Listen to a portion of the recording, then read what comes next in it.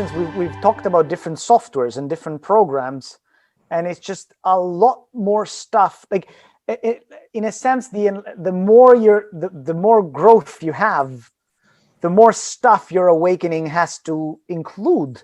So paradoxically, it's I think awakening is a bit of a competition against yourself, because the more you learn, the more you need to include, and therefore it postpones this process of reconciliation of things. And on top of that, your mind doesn't want to because there is a let go that comes with awakening.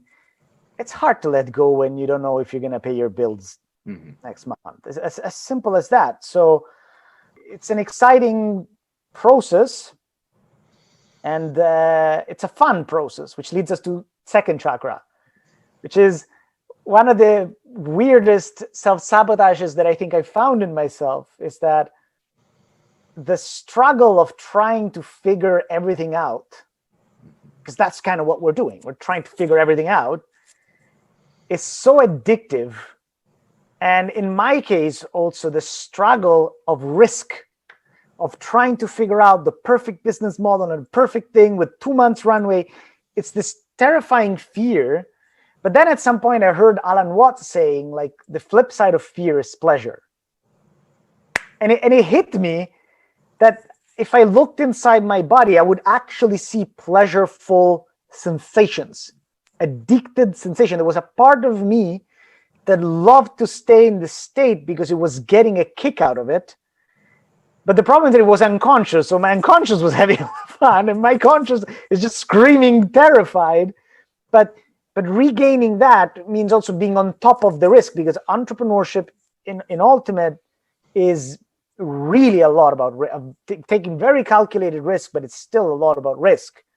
And turning pleasure into fear into pleasure, and getting pleasure as a whole in general, it's something important with that. Owning that part of yourself that is taking a perverse pleasure in the thing you're suffering from. Perverse pleasure. It's very Nietzschean. Nietzsche asked questions like this, like when we say that someone is abusing themselves, why do we sympathize with the abused part and not the abuser? Like, that person's also getting to be a sadist. Until they feel that and own that, and think, I'm not just suffering for myself, I'm inflicting shit on myself, and somehow I like that.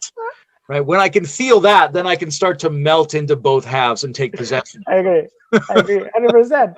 And I think that we're, the Protestant work ethic is very much unhedonistic, and then it becomes a shadow. So it doesn't mean that it's not as hedonistic. You're probably going to a strip clubs after work, or to some kink club where you get whipped, or whatever works.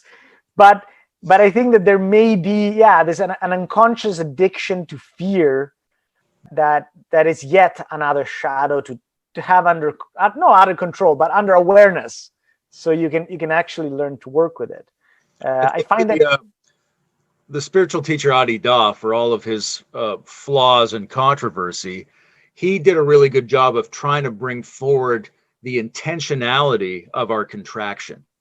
That we're doing it on purpose. It's like we like it. I'm getting a dopamine hit every time I retract from relationship in one of the dimensions of my being. Somehow I'm rewarding myself. I'm getting off on the fact that I isolate myself from everything. So this is, I think you've touched on something that is really deep, because this is something at which, and it touched some of the conversations we had via email. And I think that spiritual teachers suck at discerning why certain people become enlightened and some don't. They have very neat patterns that people follow, and it tends to work, but there are some edge cases there. And I saw some interviews of even Ken Wilber saying, like, look, there are some guys that are just going at it. Like, they're meditating, they're doing all they should be doing, and it just doesn't work out for them. And like, there was him, some like some Jewish minister. Like, there was a bunch of religious figures in this, a Christian guy, a Jewish guy, him, and they all seem to be a little bit like, some guys don't make it. It must be some karmic choice that they made. And I think that there, the whole world of neurolinguistic programming and self-sabotage is something that could be very much applied to the realm of spiritual awakening. Like, there are many reasons why you wouldn't want to be enlightened. A, you're not allowed to be Jesus, and there's an inherent Jesusness to those things. B, you don't want to die. Like, you don't want your ego to collapse. And that's compounded by the fact that we talk too much about these things. We know things we're not supposed to know until your ego dies. Like, we're talking about all these things that you're generally supposed to find out the moment you're dead. The moment you're dead, you're like, and then they explain you and contextualize and stuff like that. And so there is a braininess to the spiritual process that I think can compound fear. And if you have already some of your own, it gets projected. Then there is the pleasure of suffering, there's all these things. And I think that I'm willing to make a bet that sorting the self-sabotage issue in the realm of spiritual education, linking it to integral, would be the single most powerful accelerator of spiritual development.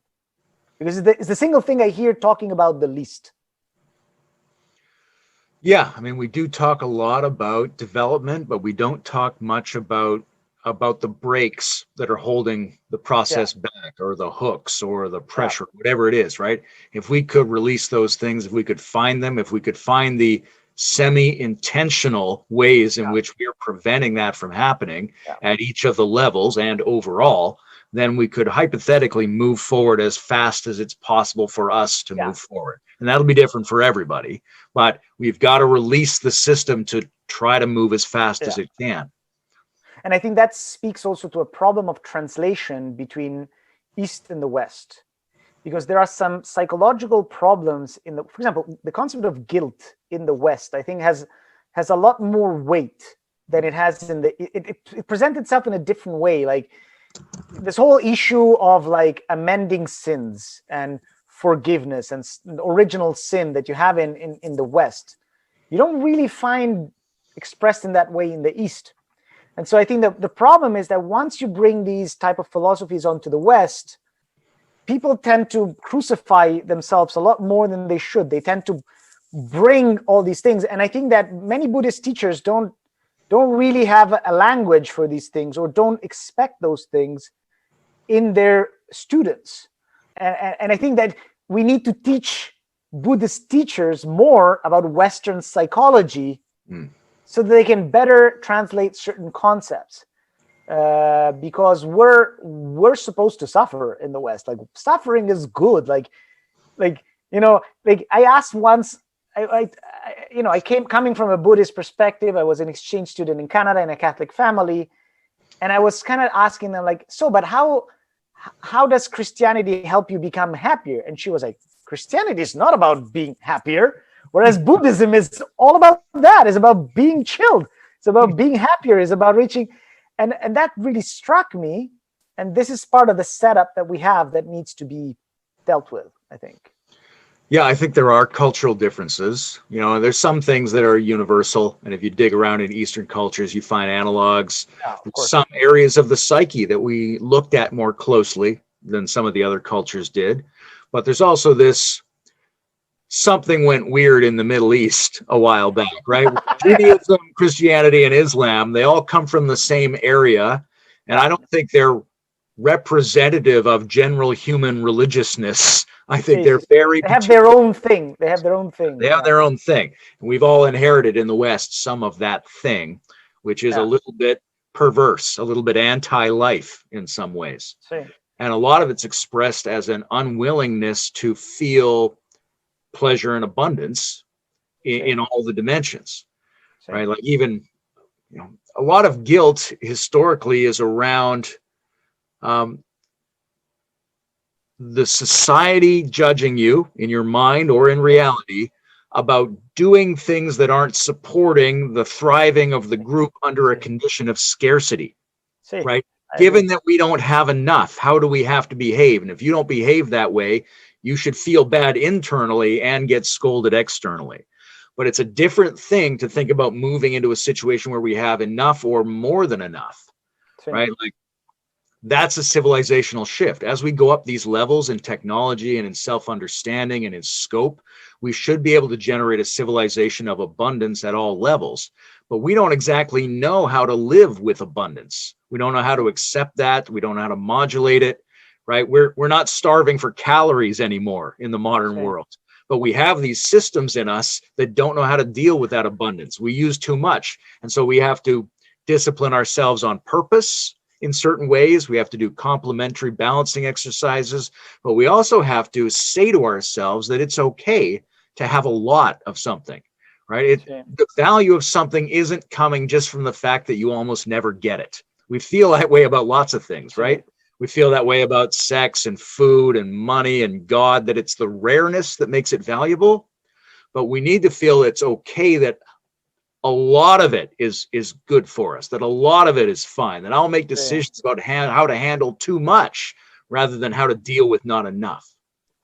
The problem is that as I have employees that work for me. I literally, which to me, it's something that it's hard even for me to, like, I have a person to whom I tell what to do with his life for 8 hours, and he has to do it. Like, it's a bit unreal to some extent. It's super normal, but it's a bit unreal.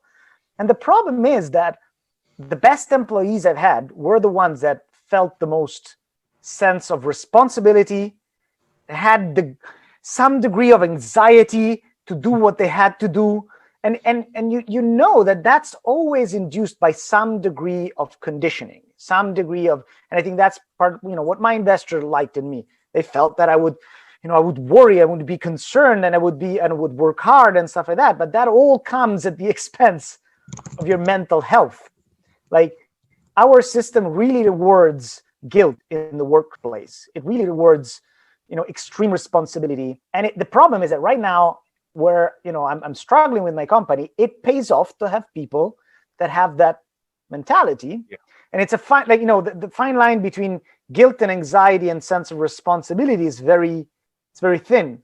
And it gave the West a competitive edge. I mean, have you ever tried to fix some technology equipment in a third world country? I once, we broke our video camera in Sri Lanka 15 years ago. By the time we got it back from the tech shop, it was more broken than it was before. That probably would not have happened in Germany. Yet those guys were probably happier than the average Germans. So that this issue has been one of the greatest accelerators of human evolution, this type of mentality in the West, but it's now crushing us. It's now just become too much. It's a very integral problem because it has a pre-conventional, conventional, and post-conventional aspect to it. Like you're saying, when you go to a so-called third world country, they don't want to walk quickly. They're not very mission focused. There's a lot of things, and yet there's some real nice things about how they relate to each other and they experience the world, right? And then there's this artificial layer of just artificially created urgency and focus and obedience and productivity. And then there's some other layer we want to get to where we have to outcompete that somehow, but in a nicer way for us as humans. So like guilt can do it. Fear can do it. Certain kind of locked down mentalities that maybe you get in elementary school can do this, make you a good employee, a good worker. But what are the underlying skills, right? Person needs energy, focus, and reliability. And there may be other ways going forward to encourage that. If a person has extra energy, extra motivation, then they get things done. If they can focus properly, then they can get it done on a particular task that they already agreed to. And if they're reliable, then they're reliable. And it makes you trust them as somebody you're working with in an organization that's meaningful to you. And that reliability thing, I think, is huge. Same. All right. Obviously, people hack the system all the time. Extremely unreliable. People are constantly grifting and that stuff. But in terms of building up solar plexus, for me personally, a sense of completing things was really important. Like, this is me in dishes. I used to come upon dishes and I would say, well, I'll do a few of them. Maybe I'll do the worst ones so that it'll make it easier for these dishes to get done in the future. I'll just clean the complicated item and move on, right? And at some point I had to say to myself, look, you idiot, do all of the dishes, complete this task, do the whole thing. Don't just start projects and have good ideas, actually complete one of them. And I think that it all speaks to how do we educate these types of soft skills in a way that increase people's agency, but don't contribute to the conditioning of the mind, to the sense of I'm worthy, I'm accepted, I'm only if, because conditions that, a condition is the opposite of the absolute. The absolute is unconditioned. So that again is a problem, because when you work in the business world, especially, the amount of conditions that you have to, some people who are either like working in the public sector, they have no idea sometimes what it means to really work in those, like the amount of pressure and conditions and that you have. And so being able to live up to all those things without internalizing them, I think it's possible. And I think we need to design a new education system and a new economical system that allows to, get the same without all the pain that we've had until now, or at least having the pain in a way that you choose it. Yeah, we need smaller or mid-scale economic solutions that are new, which is new ways to do organization, new ways to do businesses. And we need these big changes like simplification, stabilization, better social safety net, particularly in places like the United States where, you can't even go to the hospital if your business fails or you get fired. All right. There's all these places, there's these ways where we have to stabilize people on a big scale, and we also have to do it in smaller organizations. But all that takes this internal thing, because in order to change either of those in the way we want, we have to know what we want, right? And we want full spectrum, strong flow on all these levels. We want to be more prosperous and more dynamic and more effective in the world, as well as more visionary, more open-hearted, more in touch with the unconditional behind everything, more pleasurable in our body, more spontaneous, all those things. We want all of those things. It's okay for us to want all those things, but we have to be, the more clear we are about that, the more we can help steer the changes in our local organizations and in our nation states in the right direction. We can't do that unless we know what that direction is, unless we're really in touch with the thing we want to have get stronger. So my question would be, now let's get a little bit more, if you want, if it's okay with you, to get more personal. Like, where are you? Because I think we're coming from a similar place, in a sense, a similar experience. I think you are, if you allow me to play scores in a sense, but like, I do have a sense that in terms of your own spiritual development, you're a little bit like at a, how do you say, you've graduated to some extent, and now you as you said, you're doing more of the same. But maybe you can tell me a little bit about it. Like, you've had probably some significant spiritual experience that allow you to say, okay, I'm done. I did what I had to. Whereas on the business side, what you're telling me is like you went from being a wandering teacher to starting to do teaching and stuff like that. But now you're looking at getting more into this whole world. My experience has been, I've been trying to get into the world of business for now like 10 years. I think I was relatively successful in, compared to other people. I got accepted into like one of the top 3 acceleration programs, like top investment. I raised $500,000. I had 12 employees at some point and stuff like that. Now, of course, it all almost collapsed. I went from 12 employees to 2. But on the spiritual side, even with all this knowledge and even with all these things, it's an area for me that is still, there is a stuckness that I experience that is really strong, which in my case leads me to spending most of my mental energy on that rather than my business.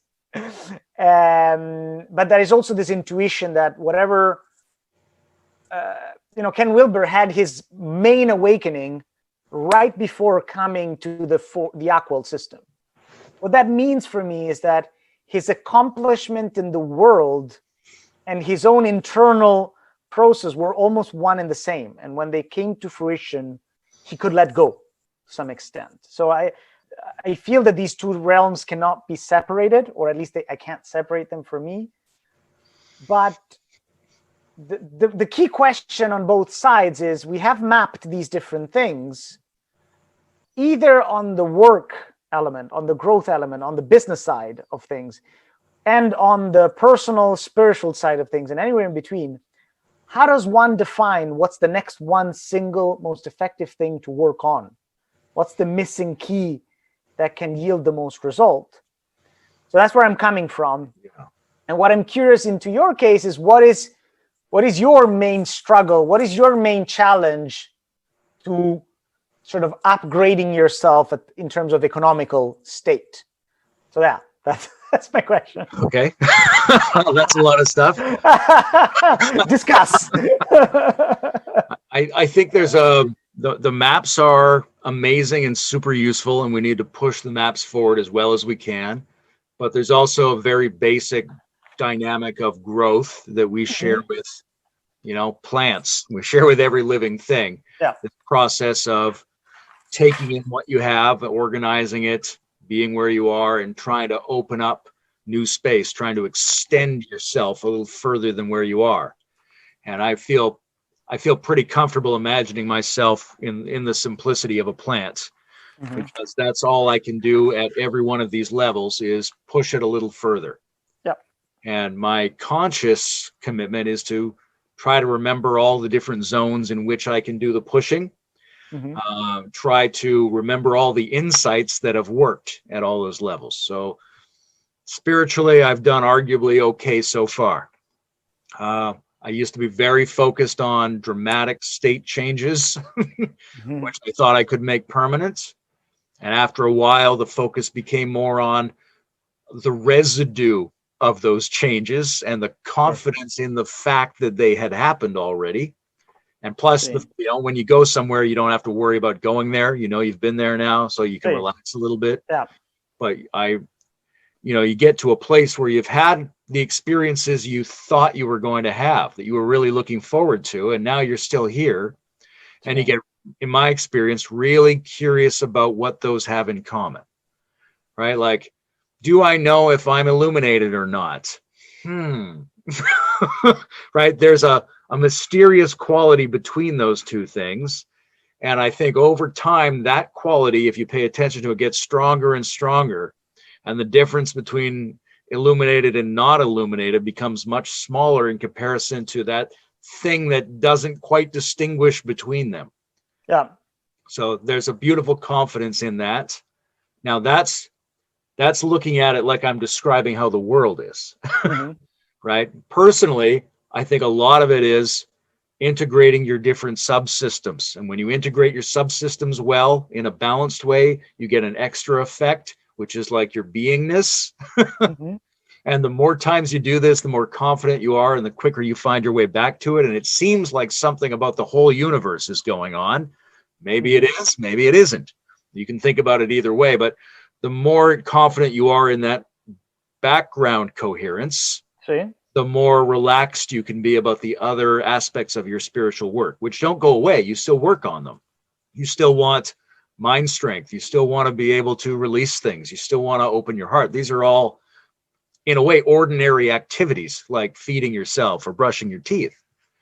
But the confidence that you can do it and have done it and that you know how to get in touch with that growth process is something from the spiritual domain that when it's successful, you can also apply it to the other domains. So I feel like in the other domains, I have that confidence that I know how to take small forward steps. I know how to get a little bit better each time. Now, so then that comes to the financial thing. That's all that I really know how to do is try to get a little bit better, try to handle what comes up, and try to handle it in a way that challenges me emotionally, but doesn't distress me or eat up all my time. My goal is to have it be as graceful and efficient as possible. It shouldn't, none of these levels should overtake your whole life, right? Not the spirit level or the money level. They should be able to flow in and out, I think. So we want to be able to handle them as smoothly as an 8-armed Hindu goddess or something would handle them. I mean, we're in an interesting situation here. We started a business. We bought a house last year. I don't know why I'm living in a house now. It seems completely insane to who I remember being. Money's coming in and going out. We had to shut some of it down for COVID, right? Half What the does your business shut do? off. What is your business?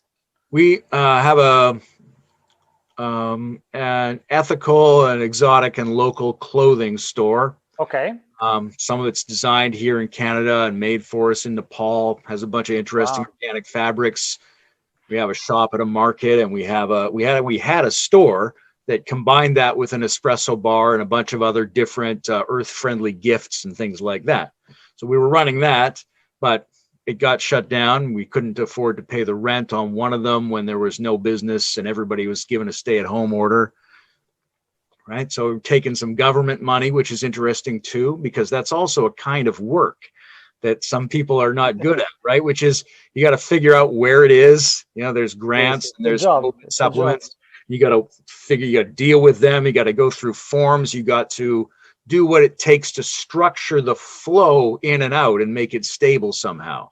Okay. And that general pattern, I'm very interested in seeing the general pattern of the flow of material prosperity in all the areas and just trying to encourage it to be stronger. We have a prosperity temple upstairs in the corner that we set up where I try to do certain kinds of energy and visualizations with it every day that don't just imagine the universe is going to do everything, but it asks me to be more open, be a little stronger each day in whatever that quality is. Sure. But I also think it's a general quality, like the solar plexus, the thing that does all that. Sure. Me, it's also the thing that looks after the yard, right? Sure, of course. It's also the part of me that says, hey, the tap's broken. I want to know that I can fix the tap. I want to make the soil in the yard more fertile. I want to fix the fence. I want to weed the lane. I want to fix the window, that kind of thing. It's the part of me that structures the environment, which I think money represents.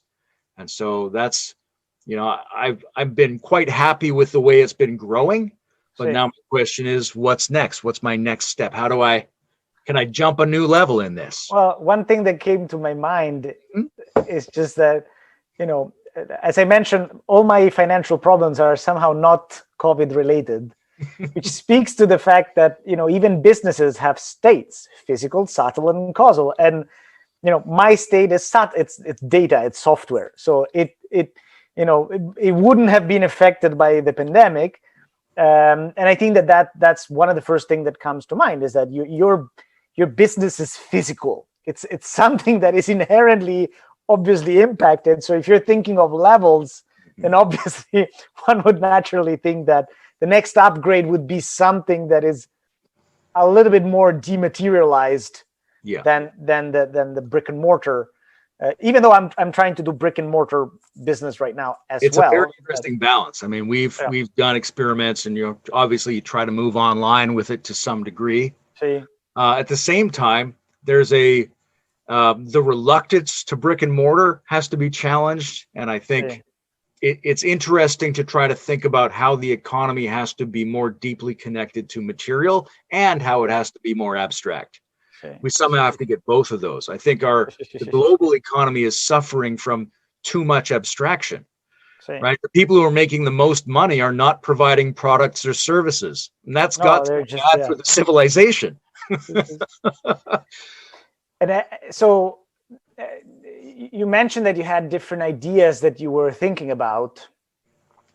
My question is, have you come up with an idea that, because I mean, it's a fine line, in business of like being obsessed with your business or not being obsessed with it. Have you come up with any idea that obsessed you a little bit? That like you find yourself thinking about?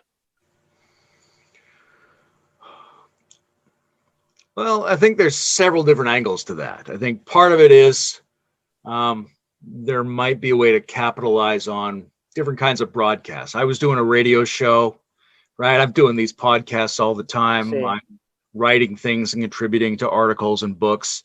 So that is something that obsesses me. And it is part of my impact and influence on the world.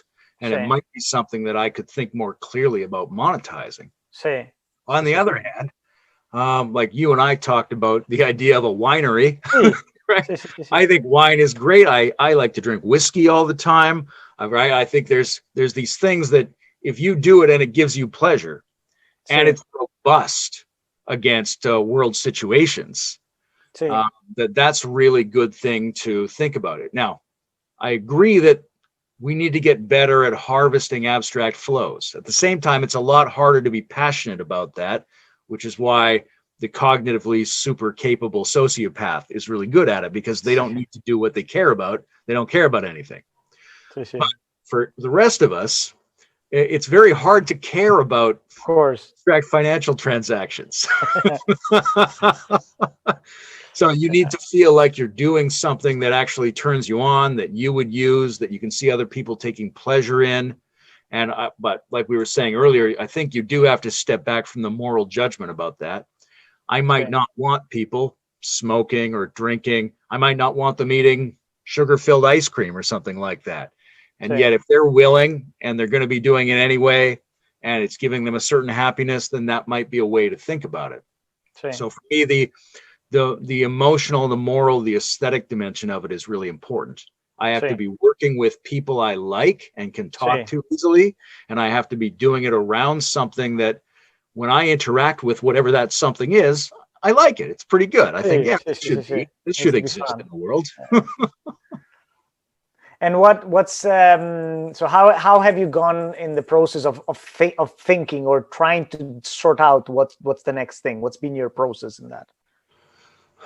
When I come up with options, I make a note of them, but a lot of it is a listening and waiting process, I think. Now, that might be a limitation on how I go about it, but you have to get feedback from other people and from the world, saying, because the world and other people say, here's are things we need, here's what we're excited about. You never know if you're doing something that other people like or not, so you have to listen closely, and you have to listen to yourself to impulses, because you can't really take action that organizes all of your centers unless it comes up out of some expanded inner space. You were mentioning how a certain state change capacity went along in Ken Wilber's brain with his awareness of the Apple model, right? That came out of him. He didn't know in advance necessarily that that's what he wanted to do. He could have guessed that maybe it was something in that area, but it opened up. He wasn't expecting it, right? And for me, that's really important. It has to show up in my subconscious. It's really awesome. And then I go, okay, well, I'm going to make myself. That sounds clear. Yeah. Like when you meet it, you recognize it. That idea that comes from that space. I totally get it. But do you feel that your idea around wine and whiskey is already coming from that space, or that's more of a fun thing? It's hard to say. It's definitely a fun thing. I'm emotionally involved in it, but I could be emotionally involved in maybe a dozen other options, right? We think of a good idea, then maybe it's something I'll love and I can get in on it. Yeah. There is this beautiful, I think you touched on something that has really become well engineered by now in the field of entrepreneurship, because entrepreneurship used to be a lot of a guessing game, basically. You try. And it used to be fine as long as you were doing established types of businesses. So you're building a restaurant. It's already been validated that people are willing to pay for food to eat at a place. So it's more of execution. Is it going to be nice? Is the food going to be tasty? Is it the good location? So it was more of a practical thing. But right now, what's considered a startup is coming up with a completely new business model, something that, a service or product that you did not know people used to be willing to buy. And there's anyway an element of that innovation in any new business. And so there's this beautiful concept of going from getting the idea to getting the idea right. Getting the right idea to getting the idea right, which is sort of what you mentioned. It's just this process of engineering, the process of asking questions and getting feedback. And there are 2 books on this that are worth reading if you want to explore this world. One is called Business Model Generation, which basically is the simple. It's like Aqual for business. It's the most elegant map in 9 blocks of what a business is built off, and it's beautiful because it allows to map the different unspoken assumptions that you need to verify within a validation process.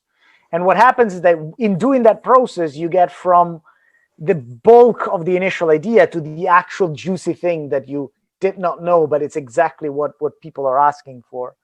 And another one is called the lean startup, which basically speaks as to how you can use like quick experiments to run these things. One of the things that I half jokingly said when you posted the label of the wine was that, you know, you don't need to have that wine to test that wine. You just need to like, is someone selling bulk wine? Because anyway, people don't know how that wine tastes. So your first experimentation is I put $100 in Facebook ads, I define a target, and I see, do I get anyone to sign up for, you know, being the first to know about my wine? Or can I get 10 people to pay for this? And if it doesn't work, I refund them. But these are like tiny little experiments that you can do to like get yourself closer and closer to that. To with you near that feedback and that listening that I was talking about. Yeah. Because also, and not only that, is your acquisition process. Because ultimately right now, businesses are more than businesses, they are funnels to acquire customers. And they are the engineering of these funnels.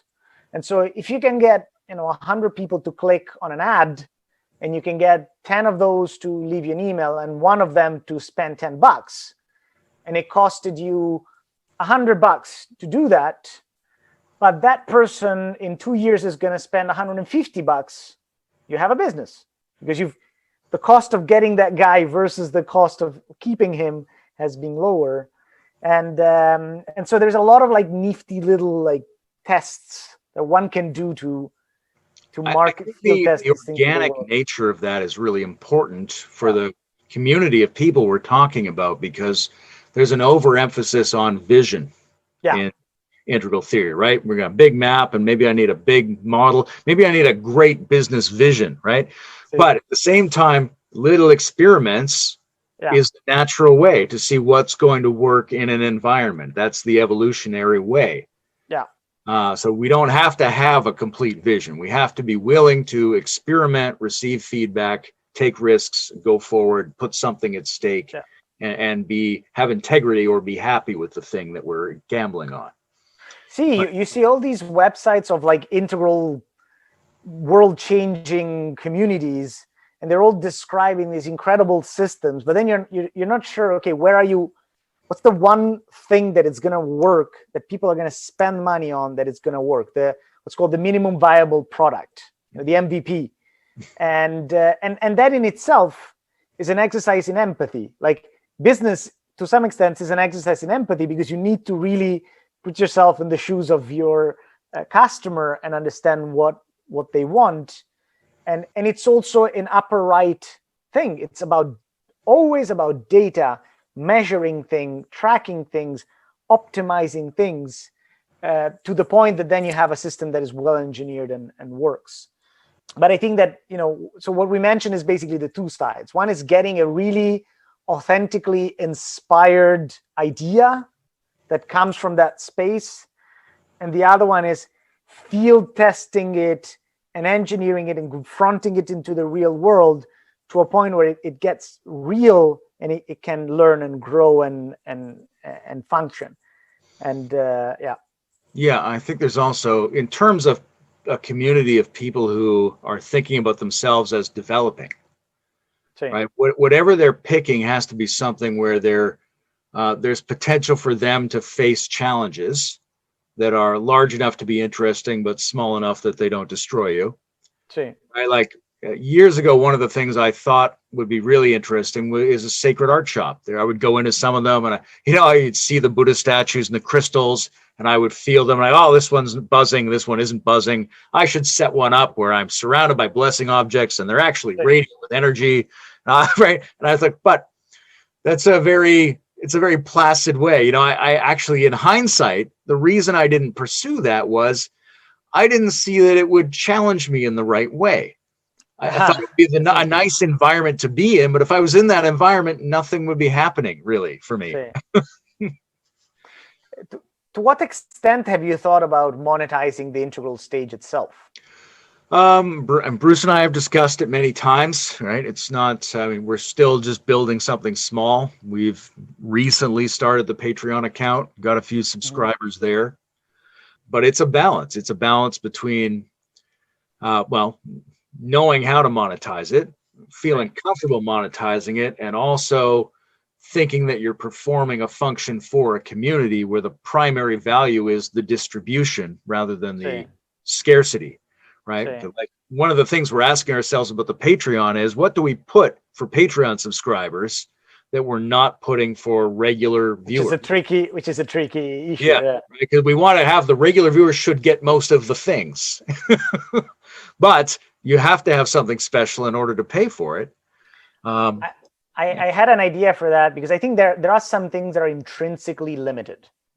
So, for example, like, what I would, if I were you, one of the first thing I would do, I would get like every once a month one really famous speaker.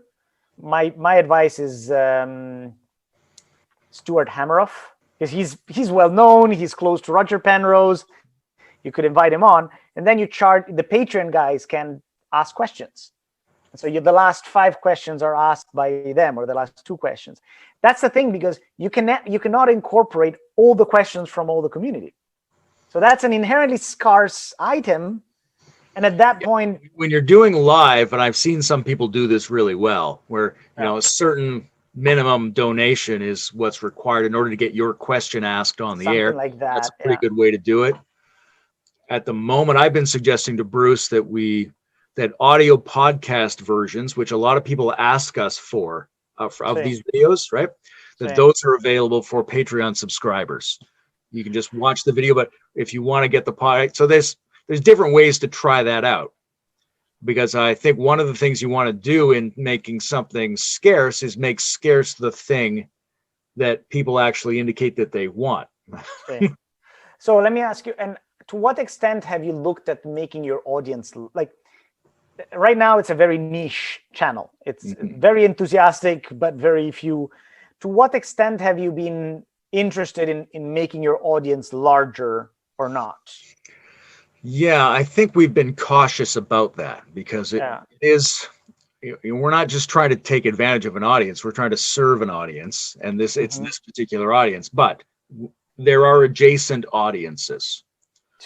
Right? Like if we talk to somebody who's negotiates with integral spaces, right? We're talking to tantric teachers. I talked to Andrew Cohen the other day. I'm talking to Tim Rutt in a couple of days. So these are people who aren't necessarily in the integral space, but they're of interest to the integral space. And they bring some of their people, and also some of the people in the integral community get interested in those other spaces. So I think there's a core constituency, and then there's an expanded core constituency, which we should lean into as we go forward. If there was like few little things that you could do to increase your audience, would you be interested in doing those? I would definitely listen to them and process them, but it's not like I say, it's not clear to me that this is an attempt, that this is a monetary project, the integral stage, right? It may be that we keep it mostly as an amateur project and try to derive funds from somewhere else, which fits with that other model I was saying earlier. I don't want to lean personally. If that started opening up, that would be fine. I definitely am interested in any ideas and see how they resonate with me, but it's not my goal to turn these things into the money things. No, I get it. I'd actually like to constantly feel like I'm both secure financially and expanding financially in such a way that I have the free time to do it however you want. To put more resources into these sorts of things for free, or more or less free. Definitely. I mean, having a larger audience allows you the option to choose later on if you want to monetize it or not, and it gets you leads for other things. That's one thing to consider, that, like, you could very well be like a consultant in the business sector for many things, and having a channel where that has a lot of views is simply a way for having some of that inbound of interest that you do you do otherwise. But no, I get that. If I can give some unrequited advice of like 2 things that I think would yield, what's on your mind? which are stupid thing, annoying. I'm annoyed when people tell me those things, but it's like, and I would test against it. You test and you see. The first one is to have like an HD camera. If both you and Bruce had HD cameras, wider range, and an arranged background, a little Buddha statue here, a bunch of books, but like made on purpose, my intuition tells me that would like increase your audience 10 times. Only that little thing, for some fucking reason, would do that. And I mean, if you have any, and it's worth even doing it as an experiment to see what that does. The second thing is snippets. Like if you could cut like, one question that you asked to Andrew Cohen and give it a title of that question, like Joe Rogan podcast, because I click on the Joe Rogan podcast because I find the single questions I'm interested in, and then I go look at the whole thing. Because most of these people, I have this problem that most of these people are unknown. I don't know who the fuck they are. And the topics that are listed in the YouTube video are so broad, it's hard for me to make a 2-hour or 1-hour investment. Really know until you try it out. So you need a bite-sized piece. So if you have a separate channel or in the same channel, like bite-sized pieces with exactly what I'm going to get, you're empathizing, let's say, with my need to decide what time investment I'm going to make, because I want to get interested. I want to get passionate about this.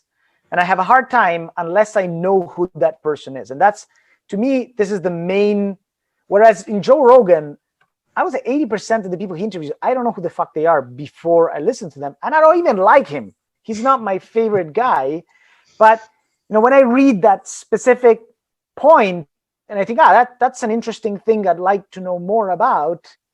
Then I understand the value of that person. Then I understand the value of a long interview with that person. And then I started thinking, okay, these guys interview smart people all the time. Yeah, that's something I should definitely talk to Bruce about. And I'm always hesitant because Bruce is doing so much work. I mentioned it to him as well. He was a little bit, I think he was overwhelmed. Yeah. I think when he has time, that's absolutely what we should be doing. We should be having little snippets, pieces. But my invitation is don't do these things. Like it's easy to think you have to do a whole thing. Exactly. What I would do is do it as an experiment. Yeah. Do 3 snippets. That's it. And field test that. See whether it works. Check it against a metric, and that's it. Don't put more energy than the feedback gives you. Exactly. And I think that's a lot of what we've been saying is like, if we think of all the centers as growth opportunities, then growth is something like an evolutionary process. And we have to take advantage of the dynamics that we know that work in evolutionary processes, which is guess and test, send out a tendril, send out a feeler, check these things out, see what the feedback is from your environment, that kind of stuff. Yeah, because I think you're iterating, you're testing a lot on types of topics.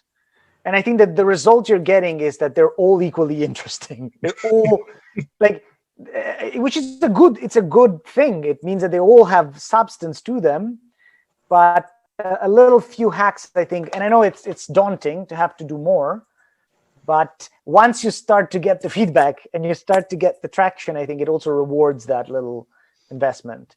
I pitched this once to Bruce, and I think he agreed, but I felt that he probably felt many conversations. The idea comes from a few directions, then it's more likely to be heard. What about you, though? What's your, what threshold are you trying to get through economically at the moment to take your growth there to the next step? Yeah, so the main problem is that I realized that my previous the product that I had created with my previous company was a perfect expression of my psychological flaws. So we ended up having great results. Like we managed the volunteering program of the 5th largest insurance group in the world. It's like a massive project with 100-something countries. So we ended up doing a lot of things, but the product was never as good as it needed to be. And by the time I allowed myself to see that, the customers had forced us to take it in so many weird direction, and it was too much, and it was getting also too stressful for the employees. And so I literally called the customers saying, guys, I don't want to renew with you. Anyway, it's not going to work out. So I tried to salvage, I tried to fundraise more money. I couldn't. So I had to downsize the team. Luckily, everyone found something, so nobody was on the street. And now I have this new business model that we came up with about 7 months ago, which is basically, we mapped, I think I mentioned to you maybe, we mapped over 300,000 communities around the world. We track their engagement metrics, and we rank them. So if you're a company that wants to recruit a certain type of people, or sponsor a certain type of event, or market to a specific niche audience, we can talk to the community leaders and create systems where they're rewarded. So right now we're doing recruitment, and we say, if you help us recruit some of the members within your community, we'll give you half of what we get from the customer. So that speaks to the whole point of like helping communities be sustainable. I think communities are going to be a new economical unit. I think the challenge there is I'm a little bit traumatized by the stress of the past year, which makes it really hard to work. I think I really have like PTSD to some extent. So I'm tired, I have very low energy. And it's a completely new business model. So we've been iterating for quite a bit. First we tried with market research, then we tried with consulting companies, and we talked to different people and tried to understand, okay, if we follow this segment, who do we talk within the company to sell this? And so now we landed on talent sourcing and trying to get communities to source people. And I have basically a month and a half to demonstrate that we can reach our monthly recurring revenues and survive. So that's pretty stressful. Yeah. Because it's a very tight deadline. How does your solar plexus feel about all of that when you check? I think my solar plexus is in existence. It's more like a giant weight on my shoulder and a general sense of panic around my neck. And also because I've really felt like subdued, working with my previous customers. I was their bitch. Like I was literally like, I was at their command because they were such large corporations, and that's how they learn to treat you. And so that's very, it does subdue you to a certain extent. It just takes a lot of energy away from you. And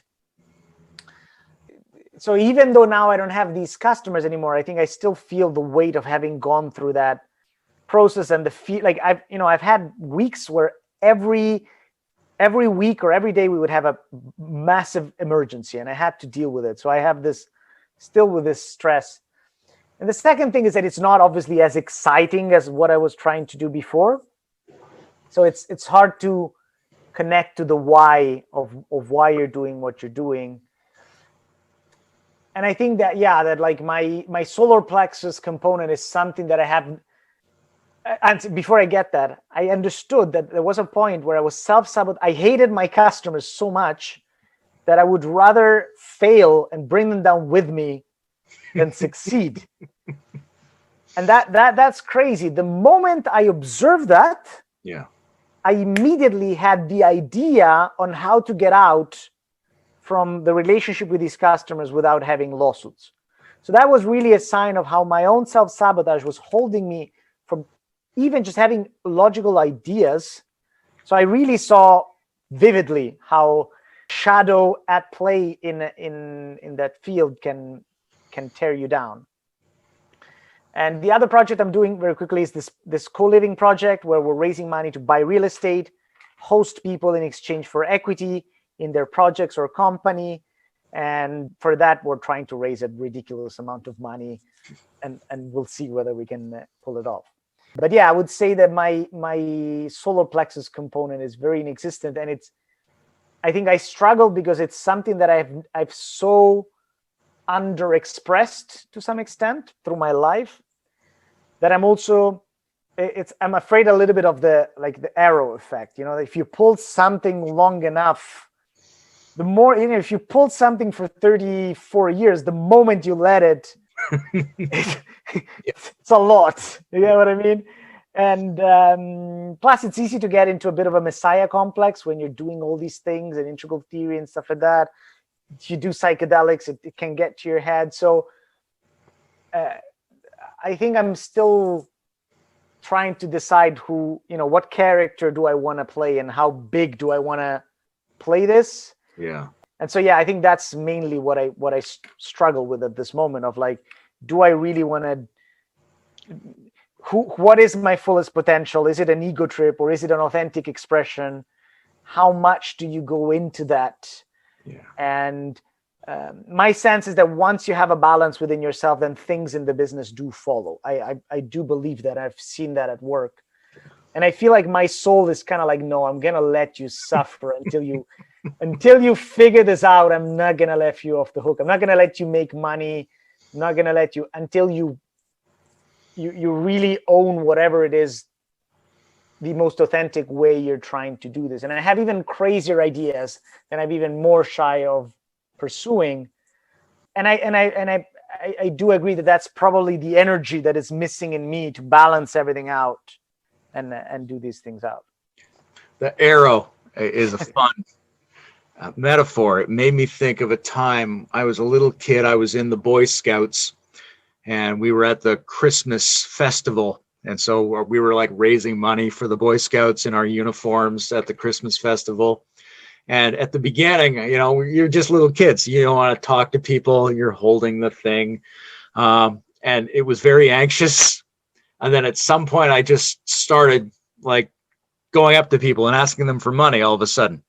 And it worked. I mean, I raised a lot of money in the bucket for the Boy Scouts, but I went way over the top.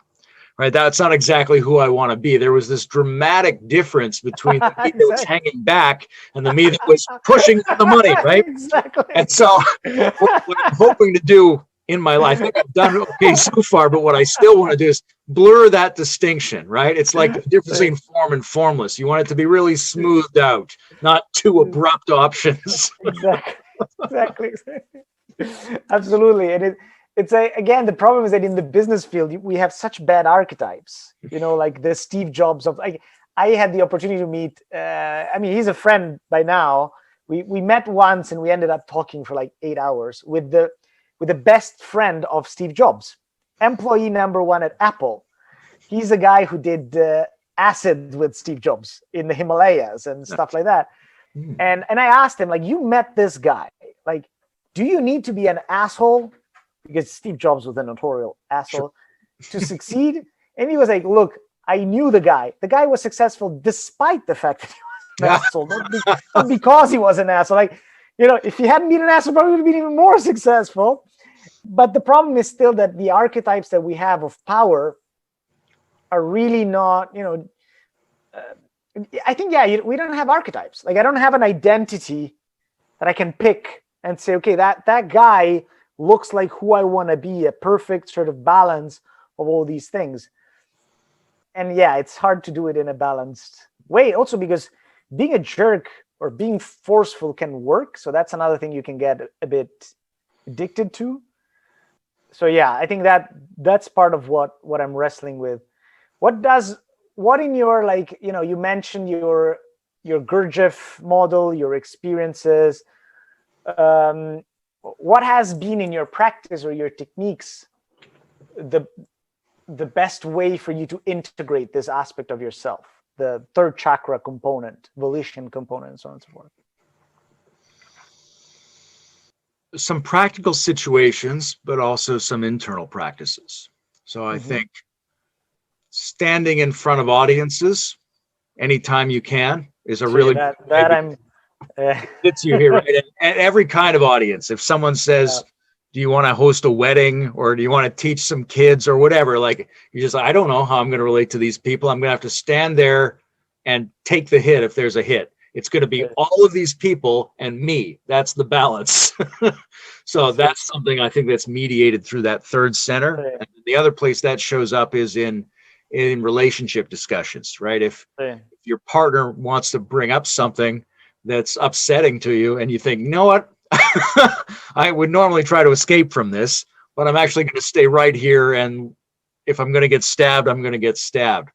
I think there's something we say executive, but executive and execute are kind of the same, right? And that means you have to have this two-way ability to execute commands and sometimes people, but also to be executed, to stand in front of the firing squad, to be upright, to stand before something, to stand for something.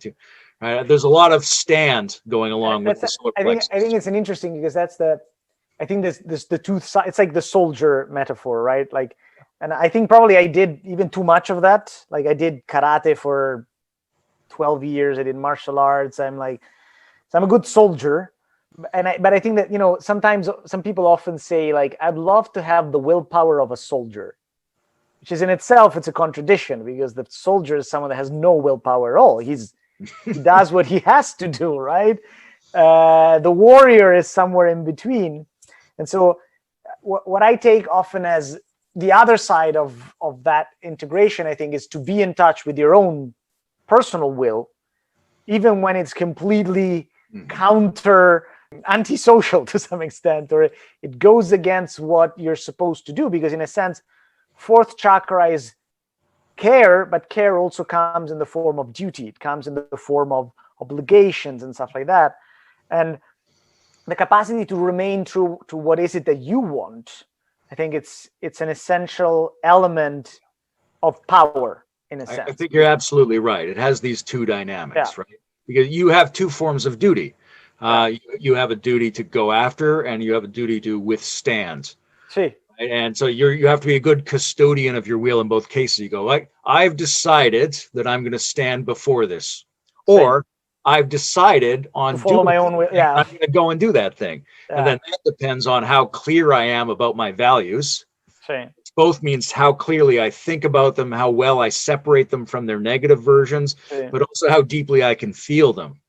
Right? Like, if I can't allow electrical sensation and movement and blood and air and excitement and imaginative if I can't allow energy to move through my body, then I can't feel my values very strongly. I can't feel my pleasure very strongly. And so I can't get the motivational energy to go after them, because I'm not quite feeling them. So if I can really feel them, if I can clarify them, if I can separate them from their negative versions, then that really helps me in the decision to go after them, which is really the same power as the decision to withstand or put up with something. You've got to negotiate those well. And like we said before, separate it from the degenerate forms of guilt. But the inner practice element of the solar plexus, I have two takes on that off the top of my mind. The first is, you just got to feel it more. When you're in situations that draw on the solar plexus, remember it. Let it be sensitive. Let it be like your heart. Let it be exposed to the situation so that it can learn. Let it be open and let it be forward. Let it be there to confront the situation and sense everything you're going to feel in that part of your body when you go through those things. That's part of it. The other is there's a kind of insight meditation you can do in which you are dynamically, relationally exposed to whatever the situation is that you're thinking about. Like, I had an event years ago, I called it bathtub samadhi, because at the end I felt like I was smudged right out of existence, and it was, nirva culpa, or whatever they want to call it. I was gone. I have no idea how long it took or what it was. There just wasn't. There wasn't. Later, here I was again. Now, what meditation was I doing in the bathtub that day? Well, I was allowing my mind and my feelings to move to any area in my life that is unresolved. And I was asking myself how more connection, more communication, more effort would potentially resolve that situation.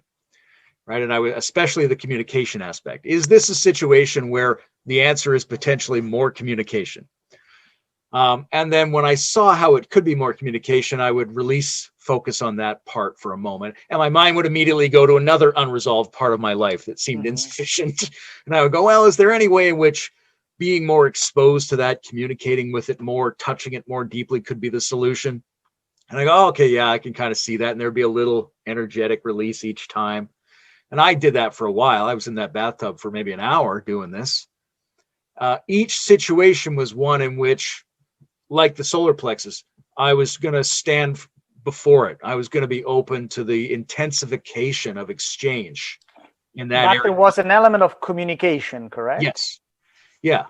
So that's a bit like, I mean, it's a bit like money. It's a bit like exposure. It's a bit like making contact. It's a bit like coming out of your shell and just touching whatever that thing is. Anyway, that particular day, this particular method was extremely successful. And I've always kept it in the back of my mind. And then there's a whole subset of meditations where instead of deciding the position you're going to take, you let your mind just go into one area after another, and you try to figure out what is it that releases this area right now, even just a little bit. But in this, so in this case, you had a specific frame of how to resolve the situations, and your mind was presenting the situation, and you were. Was that your main spiritual awakening, or have you had subsequent I've had lots of kinds of events. What have been your top 3 events? Let's say your. That's interesting. Or most of all, what were they, or like? But I'm most interested. Like the thing you just told me is most interesting to me. Is what are the mechanics, or the practice, or the context, the things that made that. That triggered it to some extent. Yes. Now we were talking earlier about how, and we've talked about it before, how bad spiritual teachers are at communicating, and part of it is difficulty languaging. Part of it, they're looking at different aspects of their own experience, but part of it is I'm going to get to one of my favorite historical experiences. I started to think of it as the millionth customer problem, because there was a time, I don't know, maybe in my mid-20s, I was doing a particular meditation. I stopped, I went out for a walk, and I was indistinguishable from God, as far as I could tell. I had no personal sensibility. Everything was perfect. It was like a complete different personality of some kind, all problems solved. And I wandered around like this for an hour or two until it sort of came down. And then later I thought, of course, how can I do that again? I'm going to get some more of that experience. What was I doing just before that happened? Right? What approach was I taking to meditation? How can I get that back? Yeah, we've all been there. Right? That particular one never came back. And redoing the meditation never helped. Yeah. Because that's why I think of the millionth customer, which is if you go into a store and you're the millionth customer, fireworks, fanfare, you get a free loaf of bread, whatever it is, you're a hero for 10 minutes. It's not because you walked in that door, right? You can walk in that door again. It's not going to happen again. It's because of 999,909 other people who walked into that door over the last 5 years, right? So it's not necessarily what you were doing just before it happened, which makes it very difficult to describe the causal factors that produced it. But there is a question of whether there were some some planets aligned in the sense of did you have more or less financial concerns at that time? Did you have more or less?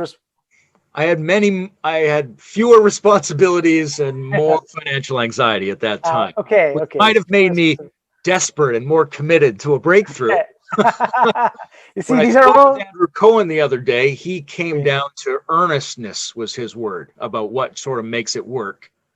And I think there is a long tradition of saying any method could work if you go into it with enough focus. But I think that's also a danger, because I think a lot of times when it works, it's not because you tried harder or were more sincere. There's a little bit of a Puritan push, Be more concentrated. Just work harder in the meditation. It's all up to you giving 100%. Do nothing more. Yeah. And then that way the teacher can always say, well, you're just a failure then. You're not trying hard enough. You're not hard enough. Yeah. Well, but for example, as to that experience, and as to when I talk about causal factors, I think I agree 100% that the biggest mistake one can do in some cases, not all cases, like the smudge thing you mentioned, in that case, the meditation you did before may have been, quite relevant to that. But, take someone like Eckhart Tolle, or, he's a guy who had, deep anxieties since he was a very young child, but he, for example, was a multilingual child. He lived in Germany and in Spain. he was very well educated and he was suffering a lot. Like that in itself is, I mean, it's not the full ingredients, but already the process of knowing two languages and two culture does something to shake your ego. So what I'm curious about, and I would love to do I would love to basically come up with a survey of all these type of little mechanics and see whether there are, some indicators where, 5 out of 10, if you have those, the likelihood that you have a spiritual experience. Because, the fact that you are the 1000th customer doesn't mean that there isn't a precise reason why. Exactly. There were 999 very clear reasons. It's knowable. It's knowable, exactly. It's just a very we have done. And one of the reasons we haven't known it better is because we've been too focused on too tiny an area of dynamics and on the ability of teachers to tell you what they think the dynamics were in their own case, which is often very misleading, very phrased to fit in with a tradition, or very self-aggrandizing even. Was this experience along before your smudge, your bathtub smudge, or after? Yes, this was maybe 8 or 10 years before the bathtub smudge. Okay. I had another interesting event, one of my favorites. Well, it's hard to say. 10 years ago, I had a bunch of favorite spiritual events. Okay. Now I don't care about them as much, but I can remember me from back then. Of course, they were important at the time. Something I called the bus stop event. Okay. I had just moved, and I had to get up early in the morning and go and catch a bus to go to another city. And I was just exhausted. I'd barely slept the previous night. And I got there, and there was a long time. There was like an hour and a half before the bus was going to come. And I thought, I wish I could just lay down and take a quick nap on this, get some rest. But the part of me that needed to be vigilant for the bus was keeping me awake, which was good.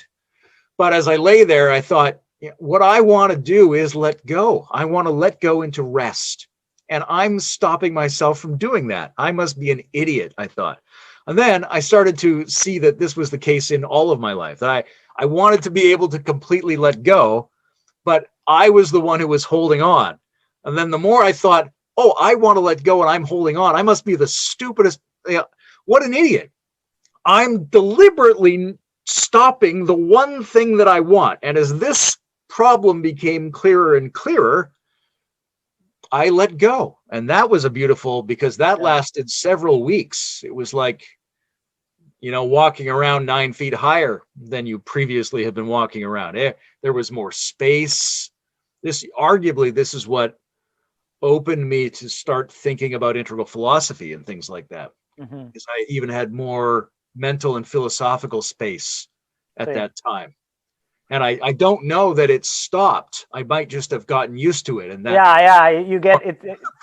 Well, it's like with meditation. The first times you do meditation, you feel incredibly relaxed. It's like a high. But then you don't feel that anymore, but more because it's an integral part of who you are. Yeah. Sorry, let me do a little bit of detective work, because I love this crap. So in that case, it was clear. You became aware of a muscle. You became aware of a muscle, and you were able to consciously release that muscle. So and not just a muscle, but a logical contradiction. That's responsible. That's very interesting. So let me ask you this: when you had the first one you mentioned, were you already meditating and practicing spirituality at the time, or it was spontaneous? Which one was the first one? The walking on the park and the soul, like that one. Yes. I think I'd already been a member of a Buddhist Sangha for several years and then left that community and was primarily working on improvising new meditation techniques at that time. And I think for my personal temperament, one of the, if you're doing the checklist of 10 things, one of the things that seems to work for me is a unique insight. It's like throwing a little bit of gasoline on it. Like I'm having a pretty good meditation, but then I see something new about how the meditation process itself might work, and that pushes it 10%, and all of a sudden I'm in a new terrain. And then you apply that new terrain until it exhausts itself, and then you go to another. I experience that a lot with the holotropic breathing, where you breathe, and you enter in a state of witnessing, and then you kind of get you get some weird new angle by which you can go through different circumstances and undo them. But I think that one of the problems there is that in general, the capacity to, I think that I'm like you, I'm very much of a freestyler. Like, you know, I could make lists, and I have like notepads of one of the good things is that I take notes of every single one of these techniques. Yeah. So they're all mapped. But I think that our capacity to come up with these techniques is dependent on how many maps we have and some of our own biases. So there may be often some little things that, you know, like this thing you just said. This thing you said was really brilliant, and I'm going to try it, which is, you know, look at situations in your life that could be resolved through communication, and try and, like, you know, you don't need the actual words, but you can kind of intuitively sense how that would be. That would never come to my mind because I don't like communication is something that I perhaps underdo. So I think that one of the interesting challenges for me is understanding broad categorizations. Yep. And chakras is a good way. I would probably call that, it's more of a fifth chakra thing, expression, communication, that, you know. And then checking people against their practice and seeing where is it that you actually have holds, where is it that you're not really, and my hunch is it's as simple as that. It's just like getting that practice right, getting that map right, and then telling them, okay, this is the area that you're not covering. And then I think you, I, and many others could come up for countless techniques at each of these stage, but often it's the stage that matters more, the level that matters more. And obviously the little insight that you gave as to how it would work, for me, for example, it's very easy to pick it up. While we were talking, I was already doing it in the back of my mind. And I could already feel, this is interesting, it could work. And I do think that, like, ultimately the mind, you do these techniques on and on until you get to points where things become logically consistent to each other, and therefore your mind can do more with less. You know, you don't need 10 software programs to solve 10 problems. You have now one software problem that solves all of those much more simply. It's like in software, the biggest pride of a developer is that they wrote like a paragraph of code. Yeah. Then they go over and they're like, shit, I can just write this in one line and it will do all that thing. And I think that spiritual enlightenment is a lot about that. It's about getting to a point where your mind has very simple rules that can adapt to solve complex problems. Yeah, I think the flexible underlying wisdom skills generate the Dharma through their encounter with events. Yeah. And these basic. Now, whether there's one or whether there's a cluster, like, you know, there's several different solutions to string theory. They all seem to work, that kind of thing. So there's a process of abstracting when you're familiar with a lot of zones and a lot of techniques, and maybe you even come up with techniques of your own. The question is, what are the patterns? What are the consistencies among these processes? Maybe they're not all one, but maybe there's 5, or maybe there's 3. Right? I'm sure that for a long time, I had it down to, a half dozen or maybe 3 or 4. And I would cycle through. I would get really excited about an approach of releasing or understanding or concentration practice or Zen koan work, which I was really into for a long time and still am. And chunks of my year would go into each of these, right? And after a few years, I noticed, I have a Zen phase every year, right? You look back every once in a while. Phase every year, and I have a Gurdjieff phase every year, and this went on for years. And then I got a little more precise. I'm like, oh, okay, I think maybe I see how I could describe to myself what all of those have in common as a kind of a singular process, or maybe 1 or 2 processes, and the constant refining of my insight into that dynamic helps me organize my mind, helps me keep track of a huge field of things without thinking about too much. Yeah, I sense this from talking to you that we have, because the way you describe your meditative process, it's very similar to my own experience. But I don't think everyone is like this. I think there are different, and so this freestyling, this making up practice, this looping around back to a certain technique and stuff, and trying to cover different domains, and coming up with a technique and trying to sort of exhaust it, something that I can relate to. There's one other aspect that you mentioned, though, that is basically that the awakening process is the result of two things: technique plus events. That's also something that often is not discussed in life. Like, you don't only need, a good spiritual practice, but you need enough events, enough experiences in your life to digest with those very practices to create new meaning. Otherwise, either your enlightenment is only gonna survive in the confines of your room, or it's just not gonna happen because you don't have enough contradictions in your mind to some extent.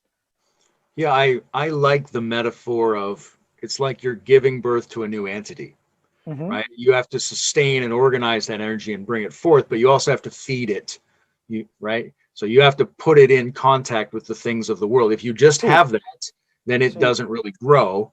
Yeah. But if you just experience the world's energies and you don't have that thing, then you merely suffer from the world and it doesn't grow.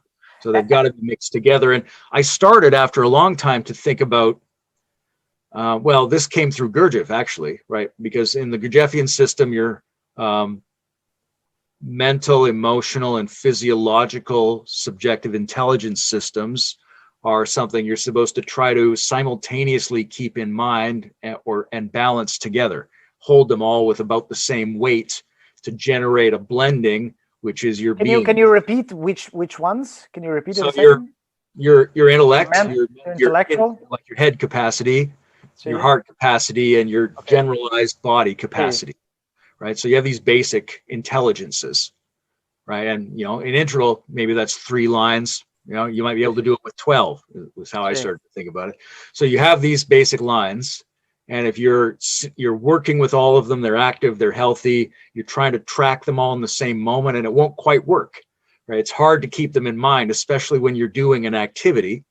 But if you try to do them all at once and do them in about equal amounts, then sometimes you get a buzz, like an overtone of all of them, and it starts to go by itself, and you can't even believe how completely you it is. It's fantastic. And so I would do this practice, sometimes in meditation and sometimes during activities, especially during activities that were a little pressurizing or stressful, because that's when you can fight to keep those things in harmony. But as I thought about them as lines of intelligence, I thought, well, what about all these other lines? What if I did it with my kinesthetic and aesthetic lines, something like that? And then I started to think, well, maybe it's any subjective systems, right? What about my left and right brain? Maybe however many and however intensely I simultaneously hold subjective subsystems, I create this extra effect, and then I have a relationship to this extra spirit all of a sudden. I mean, I came to the same exact conclusion. I call it the merge. Is this like trying to sustain simultaneously different state practices, focus, and I agree, because it's the mind inevitably always tries to reconcile different things. It synthesizes constantly, and I agree that the vastest, the more we can combine these things, the more the mind will sort of make an exercise of this stuff. So, but it's funny that we get to the same idea of merging these different states, and it starts with the bodies, but you can take it really. I think one of the reasons we're both thinking it's a way of thinking that's at the forefront of, the human description of the process, right? And it has to be, if we can really clarify it, we can both use it in ourselves, but we can also see how it was the thing that made every other method work. So people have been using these dynamics and not necessarily calling it that, but I think seeing that part of it, seeing the dynamics of the merger and the integration and the harmonization and that, That's a beautiful way of going beyond the traditional descriptions and of phrasing spirituality in a way that works better with science, evolution, contemporary thought. That's super interesting. I think I need to either pitch you some ideas or wait for you to come up with a business idea you're just completely in love and inspired with. Well, let's do both. You pitch me ideas, and when something comes up, I'll let you know. I'll do that too. No, absolutely. I think, I think that's because, I mean, anything after that, it's relatively easy in the sense that, that there is now a process to it. Yeah. And that's something that I'm very passionate about, the engineering of entrepreneurship, because it makes it something that you said, you like to build skills. The beauty of entrepreneurship today is that it has been codified. It's something that you can learn bit by bit. I mean, you're already an entrepreneur, but different types of entrepreneurship, like technology and scalable things and things that require fundraising, like all these different things, they're very practical. But ultimately, that initial insight, that initial inspiration, and initial thing that you fall in love with is key. And I think it boils down to, like, who do you want to make happy? And that would be my question for you, not to answer now, but it's just like, in whatever line of work, what's the joy, and who's supposed to be more joyful at the end of your work? Because if you can answer that question, then everything, like, that's the only question. Mm-hmm. Because then, that's your obsession, and then you come up with different ideas, and then you find the best one. But it all boils down to, like, either who do you want to make happy, or what's the type of happiness, what's the type of joy that you want to bring into the world. And if you sit with that, then your brain starts to get, if you connect to this why, then your brain feeds you ideas. And I'm even afraid to ask you this question, because I'm afraid you're going to come up with some insane shit. And then we're going to have to do it, and it's going to be a mess, putting dents in the universe and stuff like that. But it's always scary to, like, let minds like these on the loose. But I do think that, like, I mean, you're in a very extraordinary space, because you're really talking to people at the edge of consciousness to some extent. And so I have, but you're probably the only one that has talked to all those people. Literally, like, that's the thing. You're probably the only person in the world, together with Bruce, that has conversed with all people in that wave. So that puts you to some extent already above them in your capacity to synthesize. And so honestly, there are countless business that one can do, but I'm honestly excited to see what things could come out of your, desire to make the world better, like to have fun and make the world better, and whatever idea synthesizes all that.